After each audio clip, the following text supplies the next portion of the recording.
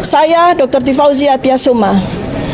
Yang saya hormati para pemimpin dunia, rekan-rekan akademisi, media internasional, dan seluruh warga dunia yang mencintai keadilan.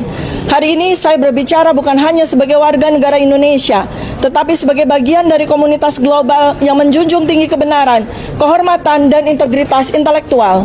Indonesia, negara demokrasi terbesar ketiga di dunia, tengah menghadapi krisis moral yang sunyi namun sangat menentukan.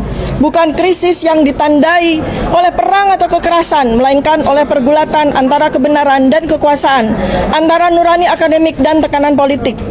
Inti dari persoalan ini adalah sebuah pertanyaan yang sederhana namun mendasar. Benarkah seorang mantan Presiden Republik Indonesia pernah menjabat dengan ijazah akademik yang tidak otentik? Pertanyaan ini bukan serangan pribadi, bukan fitnah, bukan pula manuver politik. Ini adalah panggilan moral dan konstitusional yang diajukan oleh kami para akademisi, peneliti, dan intelektual yang menjalankan tanggung jawabnya untuk mengkaji, mempertanyakan, dan mengungkapkan kebenaran.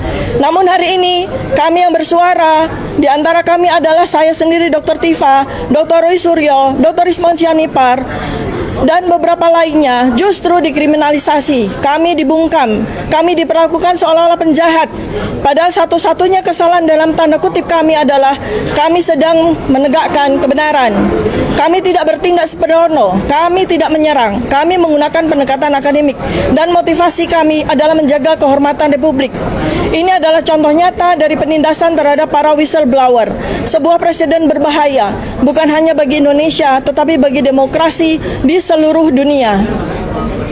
Kami tidak meminta dunia untuk campur tangan.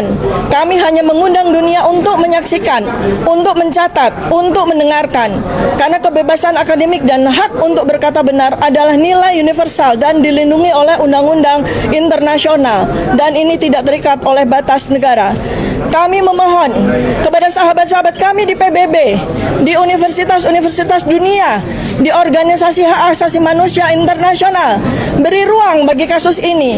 Sadari bahwa harga dari diamnya suara nurani jauh lebih mahal daripada ketidaknyamanan politik sesaat. Rasulullah Muhammad SAW pernah bersabda, katakanlah yang benar walau itu pahit.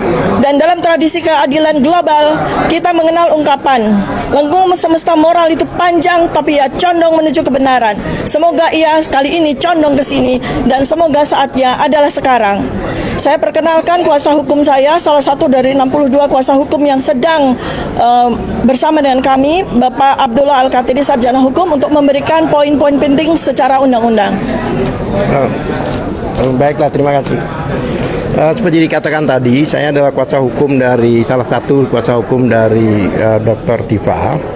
Perlu saya tekankan, ya kan, bahkan saya berani mengatakan bahwa polisi jika memproses laporan ini adalah pelanggaran undang-undang.